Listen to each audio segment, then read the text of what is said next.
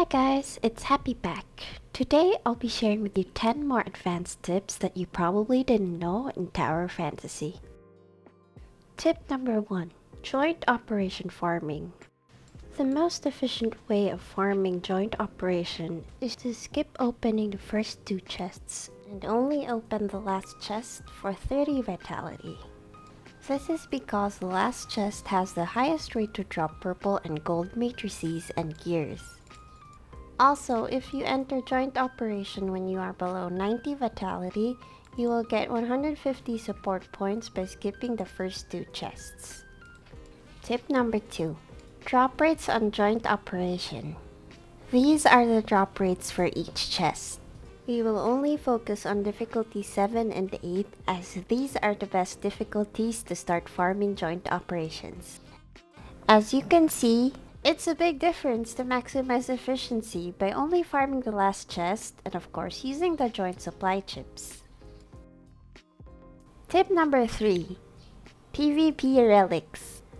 The best relics to use in PvP are the Magnetic Pulse and Kuon. The Magnetic Pulse is arguably the best relic to use in PvP, mainly because not only can it be used under control effects, but it also grants you immunity to control effects for 5 seconds. It's basically a combo breaker you can use to get yourself out in a pinch. Coolant is another great option as it's effective in a lot of scenarios in PvP. It creates a shield that knocks back, reflects damage, and reduces the speed of the enemy when broken, and even boosts your own speed and damage. And if used correctly, it can even stun the enemy. Other relics are also effective in different scenarios, but these two are the most useful in any team composition you might have. Tip number 4. Dream Machine Cheeses. First cheese is in the Maze Challenge. The trick is to use the Omnium Hand Cannon to build a pillar and go to the top of the maze to easily clear it.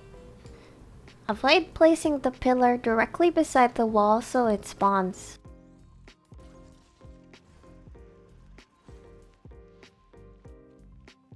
Second cheese is in the Lucky Challenge.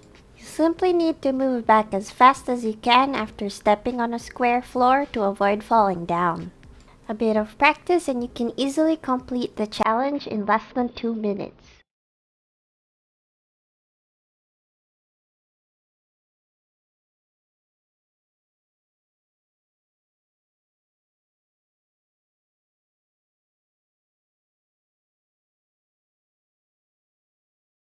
Tip number 5.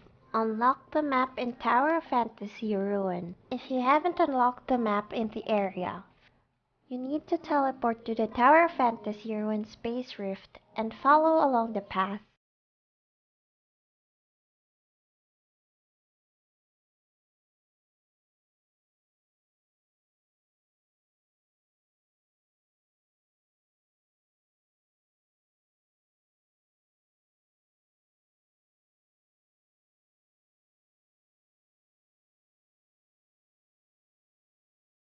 Here are the coordinates of the area if you need it.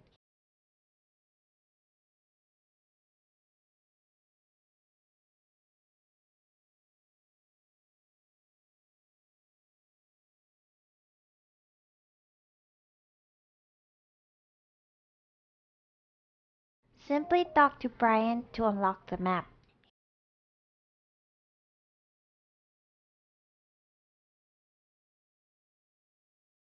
Tip number 6.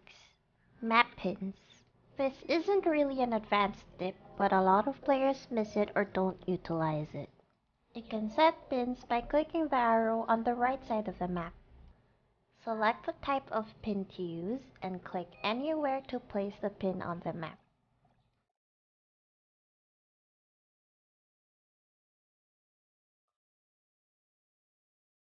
The pin will also show up on the mini-map.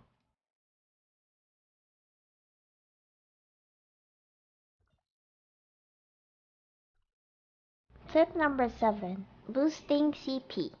It's okay to advance your purple gears with good random stats by using blue gears and below when you don't have gold gear yet, as this is a good way to boost your CP.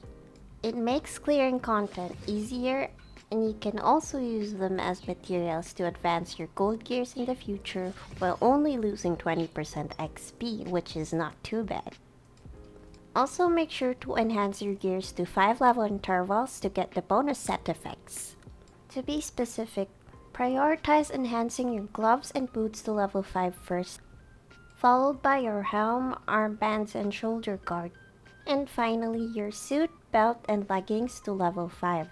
Then do the same for getting them to level 10, level 15, and so on. Another tip is that suppressors don't lose their current level once you upgrade them, even if you go below the required CP after switching gears. So advancing your purple gears is also beneficial to meet the CP for upgrading suppressors. Tip number 8. Start saving your blue and purple crystal dust. This is because currently in China, the crystal dust store has a lot of useful items that will probably get implemented in the global version in the future. For blue crystal dust, only use it to buy the booster module and advancement module. Future shop contents will include gold, SR, and even SSR relic shards for the blue crystal dust. As for purple crystal dust, it's best not to spend any of them yet, as a later update might include crystals that is very useful for advancing gears. Tip number 9. The best food buffs and how to unlock them. Remember, to increase the chance of unlocking a recipe, adding more of the required ingredients is the way to go. Here are the current best food to consume to boost your DPS. Purple yam pie to boost volt attack. This requires at least 1 purple yam and 3 brown rice to unlock. Salmon sashimi to boost frost attack. This requires at least 1 lake bass.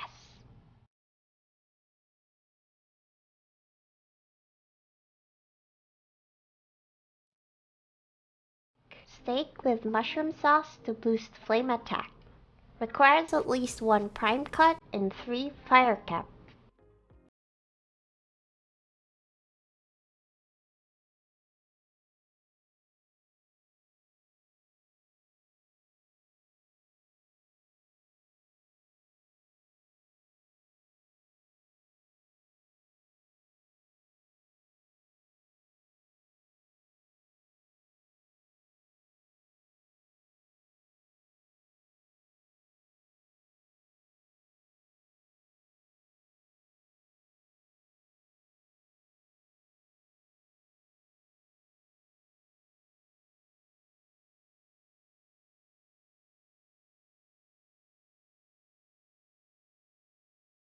Number 10.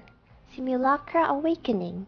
The best Simulacra to max awaken is definitely Samir, because of her shadow trait, which is a big DPS booster.